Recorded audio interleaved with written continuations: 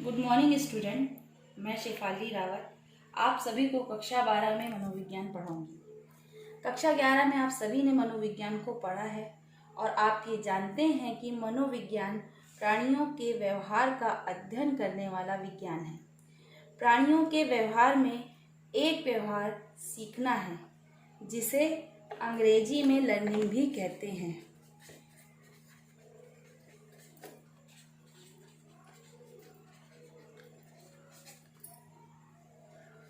तो सबसे पहले हम ये बात करते हैं कि सीखना क्या है।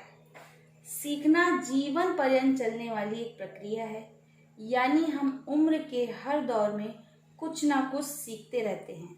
जैसे बच्चा जब छोटा होता है तो चलना सीखता है, बोलना सीखता है, भागना सीखता है, खेलना सीखता है, फिर थोड़ा बड़ा होता है तो पढ़ना सीखता है। इसी तरह हम जीवन के हर पड़ाव पे कुछ ना कुछ सीखते रहते हैं। आइए अब हम देखते हैं कि सीखने की क्या परिभाषाएं हैं। अधिगम का तात्पर्य एक ऐसी प्रक्रिया से है जिसके अंतर्गत व्यक्ति के व्यवहार में अनुभव, अभ्यास एवं प्रशिक्षण के फलस्वरूप स्थायी परिवर्तन होता है। यानी कि किसी भी चीज को सीखने या अधिगम करने के लिए अनुभव, अभ्यास और प्रशिक्षण ये एक महत्वपूर्ण पहलू होते हैं। ये किसी भी चीज़ को सीखने में मदद करते हैं।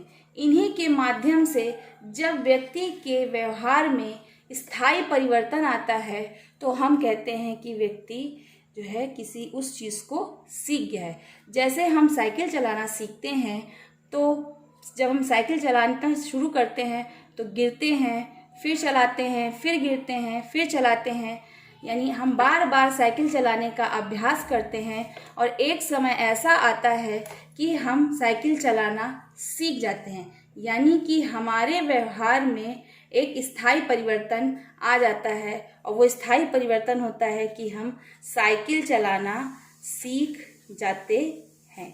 इसी को ही सीखना कहते हैं।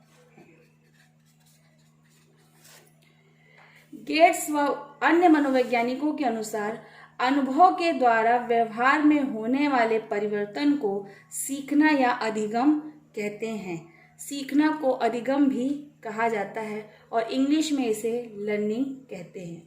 क्रो एंड क्रो के अनुसार सीखना या अधिगम के अंतर्गत आदत, ज्ञान तथा व्यवहार को ग्रहण करना शामिल है। जब हम किसी आदत को या किसी ज्ञान को सीख जाते हैं या उसे ग्रहण कर लेते हैं, अपने व्यवहार में उसे शामिल कर लेते हैं, तो हम कहते हैं कि हम उस चीज़ को सीख गए हैं।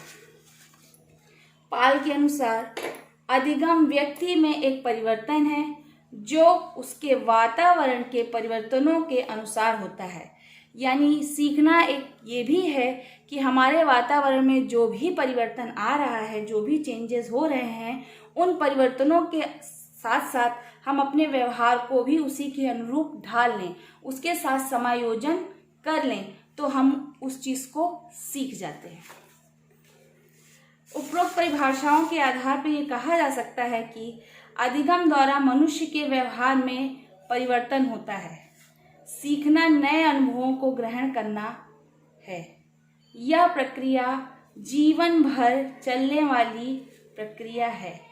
सीखना स्थानांतरित होती है, यानी कि किसी भी विषय का सीखा हुआ ज्ञान किसी दूसरे विषय को सीखने में हमारी सहायता करता है।